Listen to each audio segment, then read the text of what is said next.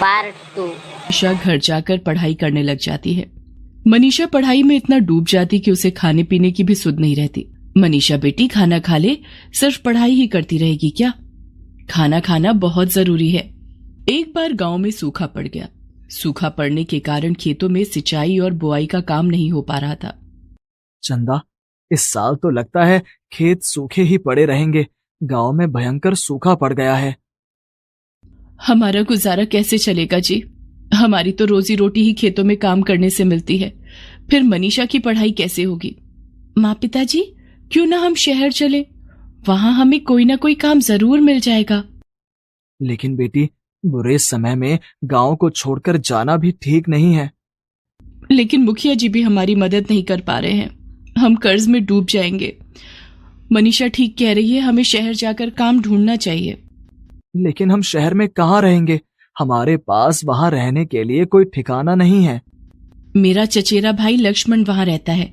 हम पहले उसके घर चलेंगे, फिर कोई और ठिकाना और काम ढूंढ लेंगे। रामशरण, चंदा और मनीषा अपना सामान लेकर शहर आ जाते हैं।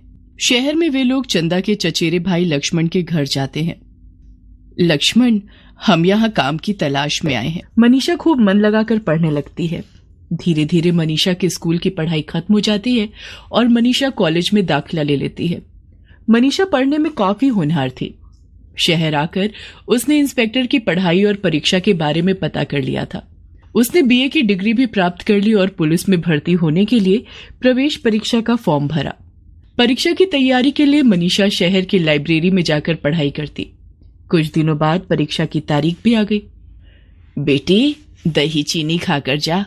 ऐसा करने से सारे काम शुभ होते हैं। अच्छे से परीक्षा देना और बिल्कुल मत घबराना। हाँ।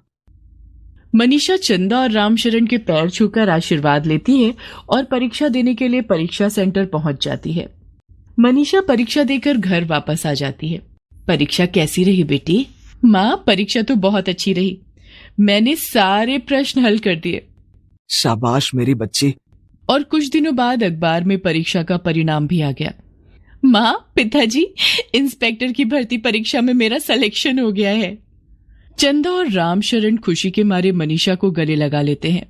माँ, बस मेडिकल टेस्ट और इंटरव्यू में भी मेरा सिलेक्शन हो जाए। वहां भी तेरा सिलेक्शन हो जाएगा बेटी। हमारा आशीर्वाद तेरे साथ है। मनीषा मेडिकल टेस्ट और इंटरव्यू में भी उत्तीर्ण हो जाती है और अब वो पुलिस इंस्पेक्टर बन जाती है। इंस्पेक्टर की वर्दी में मनीषा घर आती है, जिसे देखकर चंदा और रामशरण फूले नहीं समाते हैं। रामशरण और चंदा बूढ़े हो चले थे। माँ, पिताजी, अब आप दोनों को काम करने की जरूरत नहीं है। हम अपने गांव चलेंगे और साहूकार से अपनी जमीन वापस लेंगे और उस जमीन पर हम अपने मजदूर रखकर खेती करवाएंगे।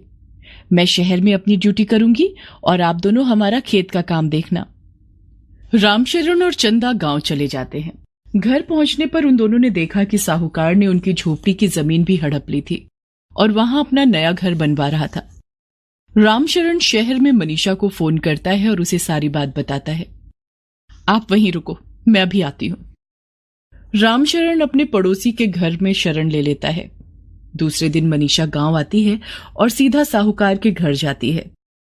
साहूकार का गार्ड एक महिला इंस्पेक्टर को देखकर चौंक जाता है। जी, आप कौन?